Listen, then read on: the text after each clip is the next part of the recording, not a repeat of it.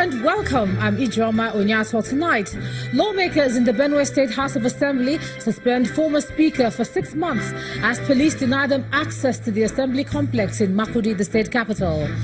Gunmen kill All Progressives Congress leader in Imo State, Sonny Ejiagu.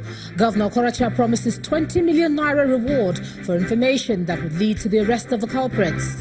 Senator representing Kogi West, Dine Melaye, reappears a day after he was said to have been attacked on his way to court in Lokoja. And court in Uganda approved removal of 75-year presidential age limit, paving way for President Museveni to extend 3-year rule. On Business News Tonight, Federation Account Allocation Committee shares 821.86 billion naira to 3 tiers of government for June. Proposes new reporting template between the Ministry of Finance, the NMPC, and Revenue Mobilization Allocation and Fiscal Commission. And on sports news tonight, Super Eagles and Wolverhampton Wanderers goalkeeper Carl Ekeme announces his retirement from football after winning the battle against acute leukemia. And from Abuja, President Buhari promises to look into the 13% derivation principle for the Niger Delta region as he meets with Isoko leaders in the presidential villa.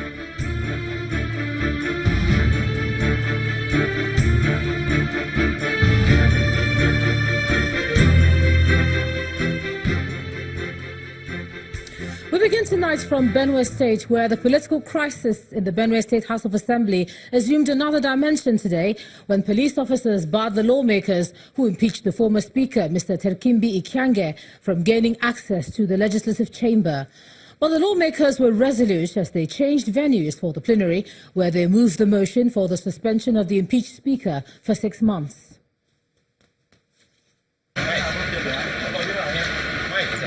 As early as 8 a.m., police trucks had blocked the main entrance to the Benue State House of Assembly, preventing the 22 lawmakers who impeached the former Speaker on Tuesday from gaining access into the Assembly.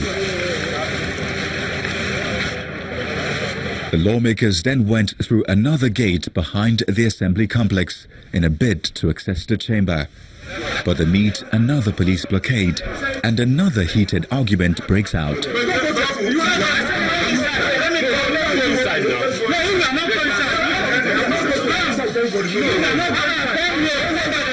The police will not let them in, and the lawmakers insist on knowing why they cannot access the chamber. But please let it be very clear, the information that is likely to break down.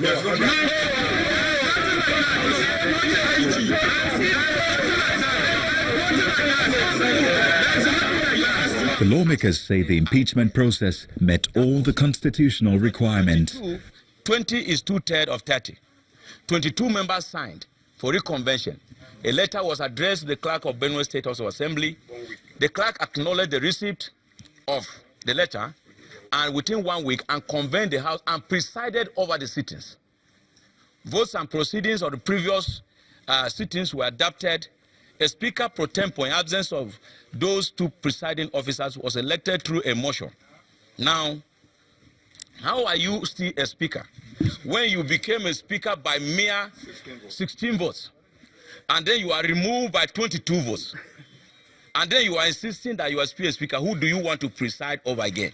The lawmakers, however, vow to carry on with the planned sitting in any part of the state. They made real their vow by holding plenary at the old banquet hall within the government house.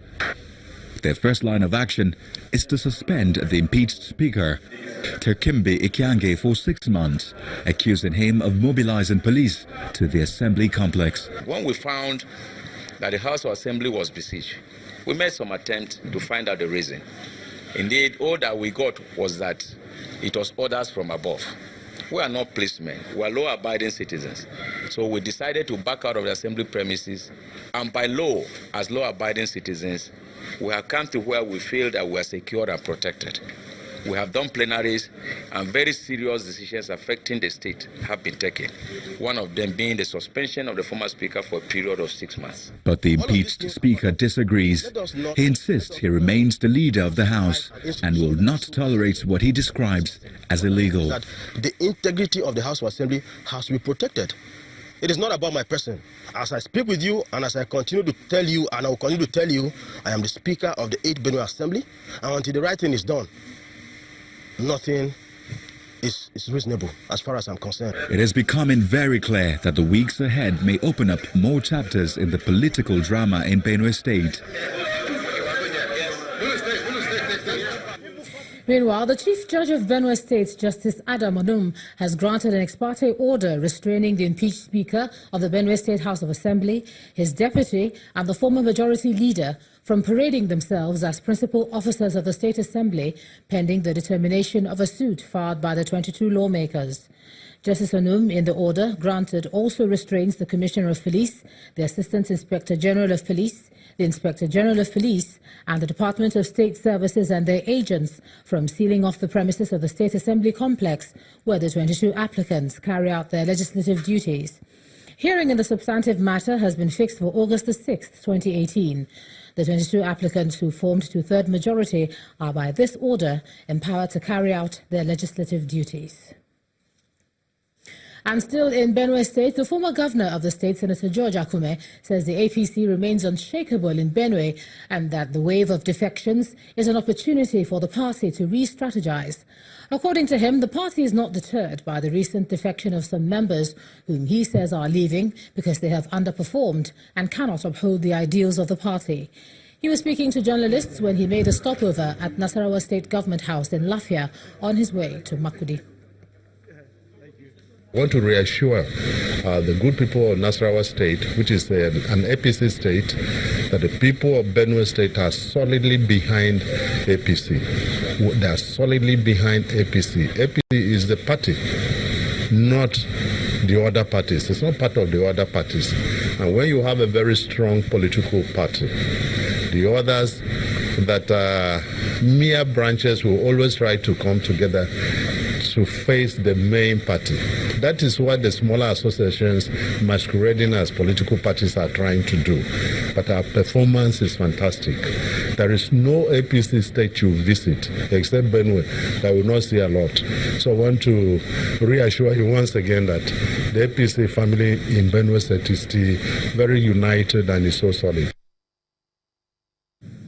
Well, let's take another look at the crisis, which now has a legal slant, the crisis in the Benue Assembly. And joining me live from Abuja is a legal practitioner, Mr. Daniel Bwala. Thanks a lot for joining us on the news at 10.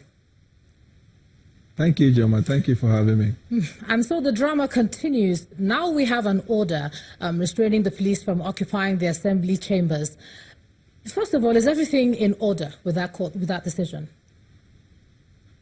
Well, it is quite intriguing, not just with the decision, because the order of a court may be premised on the materials that are brought before the court. So usually when court makes an order, it must be premised on something. So there is actually no problem with the order, in my opinion. My only concern is the interpretation that the National Assembly, or in this case, the House of Assembly of a state, is given to the procedure for impeaching a lawmaker. A lot of them are reading the Constitution out of context. Whenever they intend or whenever they carry out this kind of exercise, they place reliance on Section 93 sub 2C of the Constitution that says to the effect that the Speaker can be removed if there is a two-thirds majority. But if you just suppose that with Section 145, 143 and 145 of the Constitution, you will discover that there is a difference between vacating the seat and impeaching the person. The person has to be impeached before he vacates the place.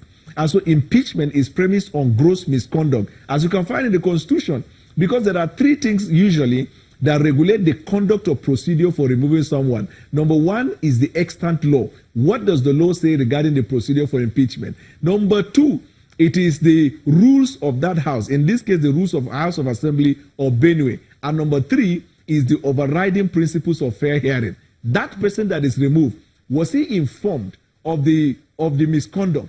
Was he given a chance to be able to represent himself regarding the charges? Because oftentimes you hear lawmakers saying that they are privately collecting signatures, and as soon as they get the two-third majority, they can just come into the house and move a motion and remove somebody. Yeah, Any decision that is premised on that will be nullified by the court of law. Yes, but I wanted to ask you about another aspect of the impeachment. I mean, the Speaker's own argument. He's saying that they were on recess and this impeachment happened. And so he's saying that if there was any urgent need for them to be recalled, he should have been the one to communicate to the clerk of the House before any session could hold. What do you think? Of course, that is the right thing. And so if you feel because the case is against him, then you must also demand, there must be a resolution by members demanding that he recall the people for that urgent meeting. But you cannot, in the absence of, in the presence of recess or in the absence of the Speaker, on your own accord, summon the people privately, or even if it is with his consent, then you appear in the House and simply say the person is not hearing or he has committed an offense, so to speak, and then decide to remove him. The principles of fair hearing is fundamental. In fact, it runs across the Constitution. So if you feel, for example, whatever it is that occasion urgency for which you want to recall the people, it is still the Speaker that has the capacity to do so. Remember, during the days of late Chuba Okadibo, it was the same thing they wanted to do that made him carry the mess. And then, travel with the mess to his hometown, thereby stopping the tendency for people to usurp democratic process. So whether a House of Assembly of a state or National Assembly, whenever they want to cry about democracy, let us preserve democracy, let us protect democracy, democracy is under siege. But they are the proponent of the fight against democracy, as you can see in this case. Yeah, but what about the second part of the order? You know, the one part of the order is talking about the police vacating the premises, and the second part is restraining the impeached Speaker from parading himself as such. Now, I'm not seized with the facts. It's possible that the papers filed before the court for which he was asked to be restrained, might be the resolution of the House of Assembly of the state that the person has been so impeached. If that is the material before the court, that means the court is not enjoined to interpret whether or not the procedure for his impeachment is right or wrong, but the court is to give effect to the fact that the person has so far been impeached. And on the premise of that, the court can give an order that he should stay away. But assuming the matter before the court is asking whether the procedure for his impeachment was complied with, then it will have been a different order altogether. Okay, let me just ask you quickly. Do you think the situation in Benue merits the intervention of the police in this manner? I mean, could there have been a better way? Well, when you mention, whenever you say the police, I am actually at loss, because the operations and activities of the police across the length and breadth of the country is saddening. Because oftentimes when you expect that the police will roll up their sleeve to go to work, they will not. And sometimes a matter for which they are supposed to be completely out of it, they will try to intervene.